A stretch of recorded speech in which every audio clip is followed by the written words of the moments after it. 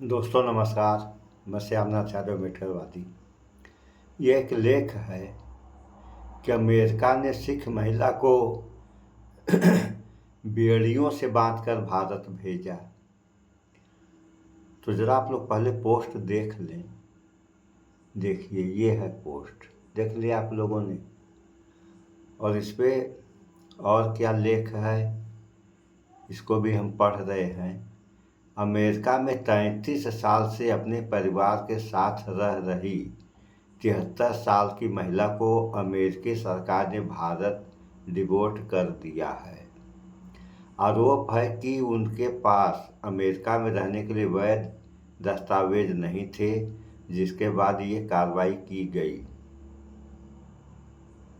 तो 33 साल तक उनके दस्तावेज वैध थे और 33 साल के बाद अवैध हुए, जिसके कारण अमेरिका ने भेजा। और उसके बाद और है 73 साल की बुजुर्ग भारतीय महिला हरजीत कौर, मूल रूप से पंजाब के मोहाली की रहने वाली हैं। इनका नाम है हरजीत कौर। इस बीच महिला को अपने परिवार से भी मिलने नहीं दिया गया। उन्हें हथकड़ियों और बेड़ियों में बांधकर भारत डिपोर्ट किया गया। ये है। तो सुन लिया आप लोगों ने। तो यहाँ सबसे बड़ी समस्या इस बात की है कि चलिए अगर मान लिया जाए इनके पास वैध दस्तावेज नहीं थे, अवैध हो गए थे, तो क्या भेजने का यही तरीका है उसका? हाथ में हथकड़ी लगा करके और पैरों में बेड़ियां लगा करके भेजे? अगर वह ऐसा कर रहा है तो भारत सरकार क्या कर रही है? भारत सरकार के मुंह में दही जम गया है। इसको बोलने की हिम्मत नहीं बन रही है कि मतलब ऐसा तो कर रहा है तो क्यों कर रहा है हमारे नागरिकों के साथ? खुशी चाहिए सबको बड़की। और कर्म का क्या कर रहे हैं ये लोग, ये आप लोगों के सामने है। इस पर समाचार भी सुन ले आप लोग।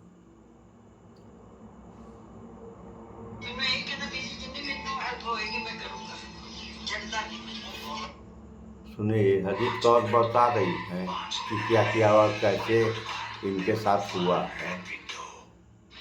सुनिए।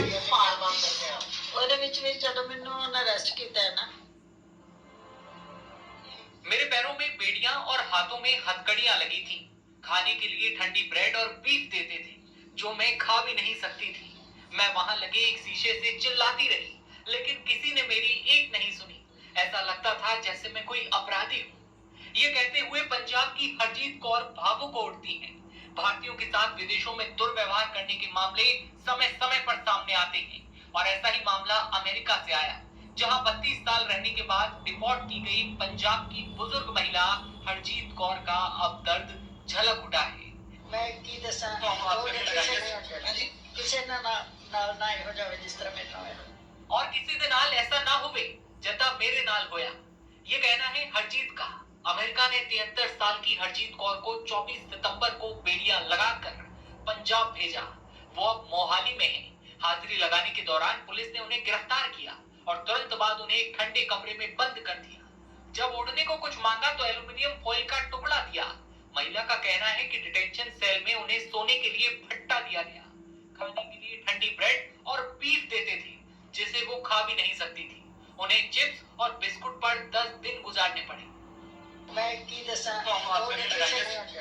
किसी ना हो जावे जिस तरह मेरे नाल वो देते थे, ब्रेड सैंडविच टर्की बीफ, ऐसा वो मैं करती थी। ये सब बताते हुए हरजीत कौर भावुक हो गई।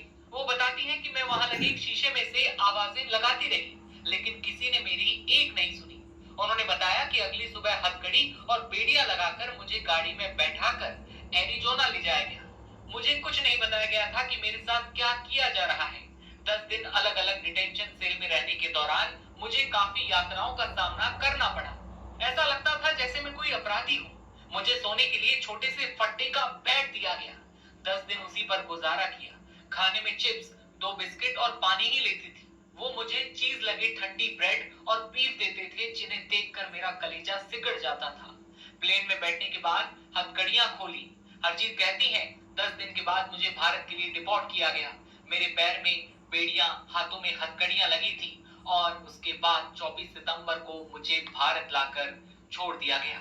बता दें, हरजीत कौर 1992 में 2 बेटों के साथ अमेरिका गई थी और अब US immigration and customs enforcement ने उन्हें गैर कानूनी ढंग से अमेरिका में रहने का आरोप लगाकर भारत डिपोर्ट किया गया। ये परिवार का तर्क है कि वो 3 दशक से अमेरिका में रह रही थी, उनका कोई आपराधिक रिकॉर्ड नहीं है। बता दें कि हरजीत कौर को हिरासत में लेने के खिलाफ भारतीय मूल के लोगों ने अमेरिका में प्रदर्शन भी किए थे। उनकी उम्र और सेहत को देखते हुए परिवार ने रिहाई की मांग की, लेकिन उन्हें डिपोर्ट कर दिया गया। उन्होंने आगे क्या कुछ कहा, आइए सुनवाते हैं। मैं की दसा किसी ना ना हो जावे जिस तरह मेरे नाल होया। सुनिए आप लोग।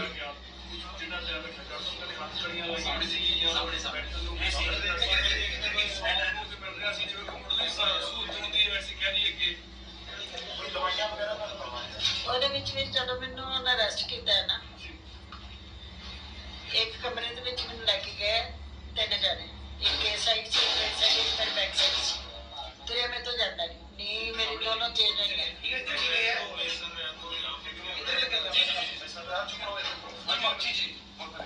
ਕਮਰੇ 'ਚ ਜਦੋਂ ਮੈਨੂੰ ਲੈ ਕੇ ਗਏ, ਫੋਟੋ ਲਈ ਉਹਨਾਂ, ਮੈਨੂੰ ਕਮਰੇ 'ਚ ਬੰਦ ਕਰ ਦਿੱਤਾ।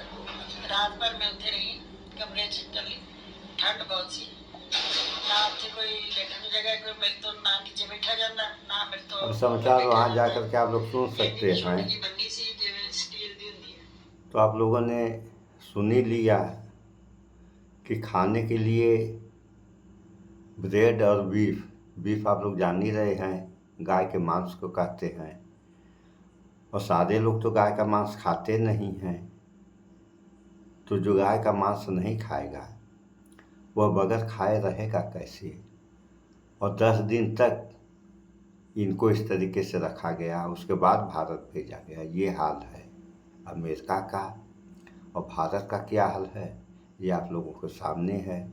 एक पोस्ट और देखिए आप लोग